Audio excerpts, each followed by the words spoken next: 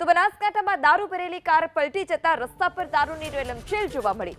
Babur Suigam highway પર રૂની પાટિયા પાસે આ કાર પલટી હતી। દારૂ ભરેલી કારને અકસ્માત નડ્યો હતો અને ત્યારબાદમાં સ્થાનિકોએ દારૂની લૂંટ ચલાવી। ઘટના સ્થળે ઉમટેલા લોકોએ કારમાં રહેલી દારૂની બોટલોની લૂંટ ચલાવી।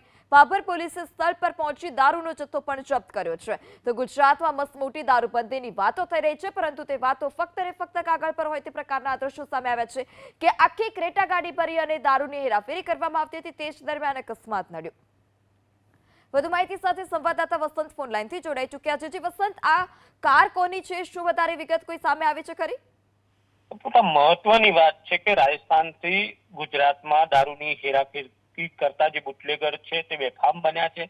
અગાઉ વાવ સુઈગામ હાઈવે ઉપર પણ એક ઇક્કો જે ગાડીએ પલટી માર્યો હતો, જેમાં લાખો રૂપિયાનો દારૂની રેલમછેલ થઈ હતી।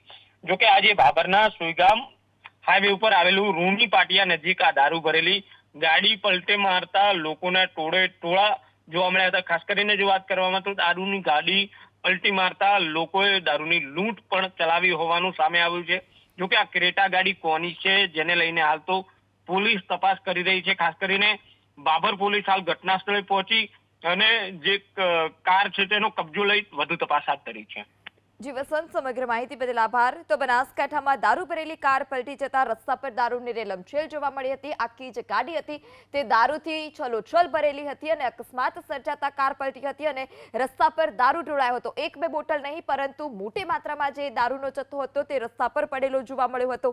ઘટનાની જાણ થતાં જ ઘટના સ્થળ પર લોકોના ટોળા ઉમટ્યા હતા અને જે કારમાંથી જે દારૂ નીચે પડી ગયો હતો તે બોટલોની લૂંટ પણ ચલાવી હતી। સમગ્ર મામલે બાબર પોલીસ પણ સ્થળ પર પહોંચી હતી અને દારૂનો જથ્થો પણ જપ્ત કરવામાં આવ્યો છે। તો દારૂબંધીની જે વાતો કરવામાં આવે છે તે ફક્ત ને ફક્ત કાગળ પર હોય તે પ્રકારના દ્રશ્યો છે। છાશવારે બુટલેગરો હોય છે, બુટલેગરો પાસેથી દારૂ ઝડપાતો હોય છે, લોકો પાસેથી આ પ્રકારે દારૂ મળી આવતો હોય છે, દારૂની હાટડીઓ ચાલતી હોય છે, ત્યારે પોલીસની કામગીરી પર પણ અહીંયા ચોક્કસ સવાલ ઉઠી રહ્યા છે।